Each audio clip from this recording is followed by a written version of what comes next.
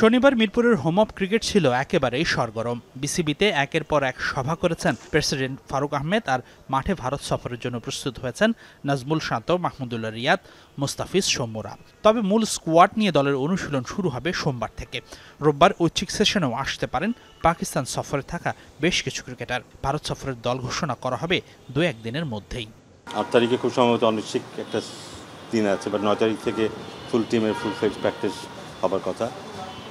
ওয়েদারটা কিছুটা বিঘ্নতা সৃষ্টি করতে পারে, বাট চেষ্টা করবো এর মধ্যে যেন ঠিকভাবে প্রস্তুতি নেওয়া যায়। আমি শিওর যে দিন দুয়েকের মধ্যে হয়তো 2-3 দিনের মধ্যে হয়তো দল দিবে। এদিকে ফারুক আহমেদ বিসিবি সভাপতি হবার পর থেকেই গুঞ্জন চাকরি হারাতে যাচ্ছেন হেড কোচ চান্দিকা হাথুরুসিংহে। কিন্তু পাকিস্তানি দলের দুর্দান্ত পারফরম্যান্স আর ফেব্রুয়ারির চ্যাম্পিয়ন্স ট্রফির কথা মাথায় রেখে সিদ্ধান্ত বদলাতে পারে বোর্ড। এই বিষয়ে এখনো আনুষ্ঠানিক ঘোষণা না এলেও অন্তত ভারত সফরে যাচ্ছেন চান্দিকা তা এক প্রকার নিশ্চিত। ইতিমধ্যেই ভিসা হয়ে গেছে এই লঙ্কানের 2-1 দিনের মধ্যেই আবারও ফিরছেন ঢাকায় অনুশীলনে যোগ দিতে। হেড কোচ আসবেন, এখানেই আসবেন।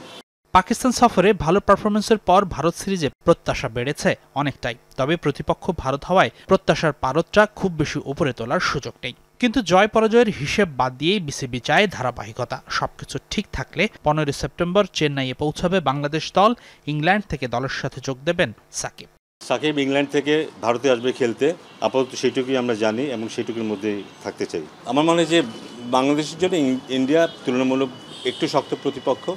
সো যে মানসিকতা নিয়ে পাকিস্তানের সাথে খেলেছে, সেই মানসিকতা নিয়েই আমরা খেলতে পারি কি না, সেই চ্যালেঞ্জটা কনসিস্টেন্টলি বজায় রাখতে পারি কি না, সেটা আমাদের জন্য একটা চ্যালেঞ্জ হবে।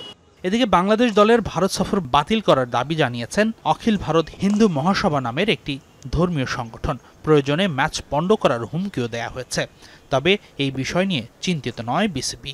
সবসময় সব দেশের খেলাতে এরকম প্রায় অন অ্যান্ড অফ থাকে, কিন্তু আমার মনে হয় না সেটা বড় একটা থ্রেট। আমাদের যেভাবে ট্যুর অ্যারেঞ্জমেন্ট করা আছে আমরা সেভাবে যাব। হাসিনুর রহমান, যমুনা স্পোর্টস, ঢাকা। এটা এক্স্যাক্টলি আমি এখন বলতে পারছি না, আমি শিওর যে